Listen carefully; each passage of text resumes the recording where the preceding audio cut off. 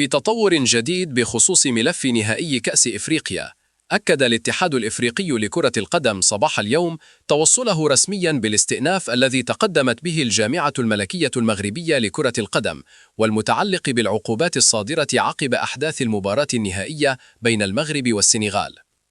ووفق مصدر مسؤول داخل الاتحاد الإفريقي، فقد تمت إحالة ملف الاستئناف بشكل مباشر إلى لجنة الاستئناف المختصة، وذلك طبقاً للمساطر القانونية معتمدة داخل الكونفدرالية الإفريقية لكرة القدم. وأوضح المصدر ذاته أن لجنة الاستئناف ستشرع في دراسة جميع الدفعات والوثائق التي تقدم بها الجانب المغربي قبل اتخاذ القرار النهائي في هذا الملف، مشدداً على أن الاتحاد الإفريقي يلتزم بمبدأ احترام القوانين والمساطر القانونية الجاري بها العمل. وأضاف أن العقوبات الصادرة عن لجنة الانضباط تبقى سارية المفعول إلى حين صدور قرار مخالف من لجنة الاستئناف في حال قررت ذلك بعد دراسة الملف.